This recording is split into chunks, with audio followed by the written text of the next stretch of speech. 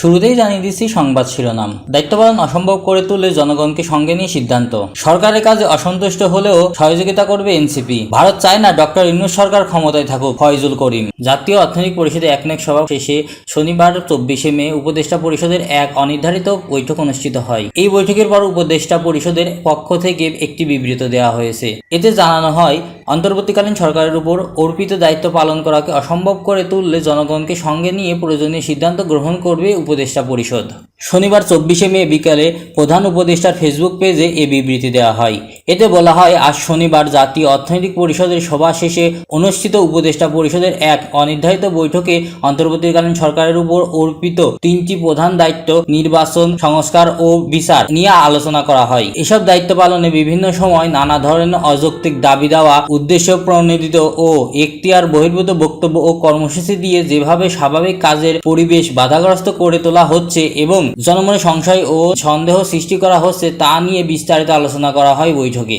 দেশকে স্থিতিশীল রাখতে নির্বাচন, বিচার ও সংস্কার কাজ এগিয়ে নিতে এবং চিরতরে এদেশে স্বৈরাচারের আগমন প্রতিহত করতে বৃহত্তম ঐক্যের প্রয়োজন বলে মনে করেন উপদেষ্টা পরিষদ। এ বিষয়ে অন্তর্বর্তীকালীন সরকার রাজনৈতিক দলগুলোর বক্তব্য শুনবে এবং সরকারের অবস্থান স্পষ্ট করবে। শতবাজার মাঝেও গোষ্ঠী স্বার্থকে অপেক্ষা করে অন্তর্বর্তীকালীন সরকারের উপর অর্পিত দায়িত্ব পালন করে যাচ্ছে। যদি পরাশক্তির ইন্ধনে এবং বিদেশি ষড়যন্ত্রের অংশ হিসেবে সরকারের উপর অর্পিত দায়িত্ব পালনকে অসম্ভব করে তোলা হয়, তবে সরকার সব কারণ জনসম্মুখে উপস্থাপন করে পরবর্তী সিদ্ধান্ত গ্রহণ করবে। অন্তর্বর্তীকালীন সরকার জুলাই অভ্যুত্থানকে জনশক্তিকে ধারণ করে, কিন্তু সরকারের সক্রিয়তা, সংস্কার উদ্যোগ, বিচার প্রক্রিয়া, সুষ্ঠু নির্বাচন ও স্বাভাবিক কার্যক্রমকে বাধাগ্রস্ত করে এমন কর্মকাণ্ডের মাধ্যমে অর্পিত দায়িত্ব পালন করাকে অসম্ভব করে তুললে সরকার জনগণকে সঙ্গে নিয়ে প্রয়োজনীয় সিদ্ধান্ত গ্রহণ করবে। আওয়ামী লীগের বিচার ও সংস্কার বিষয়ে বর্তমান অন্তর্বর্তীকালীন সরকারের গতিতে সন্তুষ্ট নন জাতীয় নাগরিক পার্টি এনসিপি, তবে দল সহযোগিতা করবে বলে জানিয়েছে।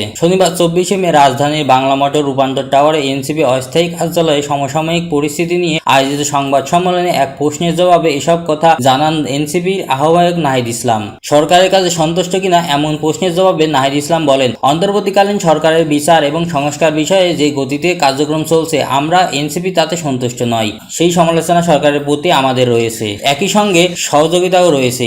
আমরা আমাদের দাবিগুলোকে নিয়ে রাজপথে থাকছি, সরকারকে চাপ প্রয়োগ করছি, কিন্তু এটা আবশ্যক দেশ ও জনগণের স্বার্থে। সরকারকে কোনো ধরনের বাধাগ্রস্ততা আমরা করছি না। আমরা চাই কোনো পক্ষেই সরকারের কাজে বাধা হয়ে না দাঁড়াক, সরকারের সমালোচনা ও সহযোগিতা করুক এবং সরকারও তার কাজের গতি বৃদ্ধি করুক, জনগণের সামনে আরো স্পষ্ট করুক তার কাজের গতিধারা।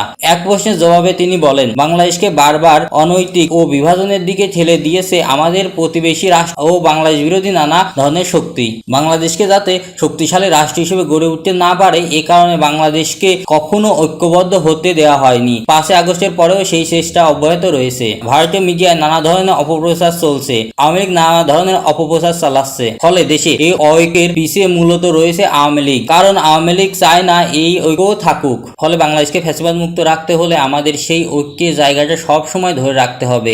জাতীয় নাগরিক পার্টি নিজের জায়গা থেকে সব সময় দায়িত্বশীল ভূমিকা ও আচরণ পালন করবে। সংস্কারের বাইরে ডক্টর ইউনূস সরকারকে যারা নামাতে চান, তারা এদেশের রাজনীতি করেন না, তারা দিল্লির রয়ের রাজনীতি করেন। তারা দেশ, জনগণ ও মানবতার শত্রু বলে মন্তব্য করেছেন ইসলামী আন্দোলন বাংলাদেশের সিনিয়র নায়েব আমিরে মুফতি সৈয়দ মোহাম্মদ ফয়জুল করিম। তিনি বলেন, ভারত কোনো অবস্থাতেই চায় না ডক্টর ইউনূস সরকার বাংলাদেশের গদিতে থাকুক। ভারত সরকার কোনোভাবেই তাকে মেনে নিতে পারে না। ইউনূস সরকার ভারতীয় গোলামি থেকে আমাদের মুক্তির চেষ্টা করছে। ভারতের গোলামি থেকে বের হওয়ার হাজারো চেষ্টা তিনি চালাচ্ছেন। এটি ভারত কোনো অবস্থাতেই সহ্য করতে পারছে না। এজন্য আমাদের দেশের কিছু মানুষের উপর ছাওয়ার করে ক্ষমতার লোভ দেখিয়ে তারা ইউনূস সরকারকে পদত্যাগ করার জন্য বাধ্য করতে চাচ্ছে। এদেশের জনগণ সচেতন, কোনো অবস্থাতেই রয়ের ফাঁদে এদেশের জনগণ পা দেবে না। ডিসেম্বরে নির্বাচন দেওয়া উচিত, সেনাপ্রধানের এমন বক্তব্য নিয়ে ফয়জুল করিম বলেন, সেনাপ্রধানের রাজনৈতিক বিষয় নিয়ে আলোচনা না করাই ভালো। সেনাপ্রধান তার দায়িত্ব পালন করাই উচিত। সেনাপ্রধানের দায়িত্ব হলো দেশকে রক্ষা করা, দেশের রাজনীতি করা তার দায়িত্ব নয়। আমরা অনুরোধ করব তিনি তার দায়িত্ব পালন করবেন। যা তার দায়িত্ব না, অনধিকার চর্চা তিনি করবেন না।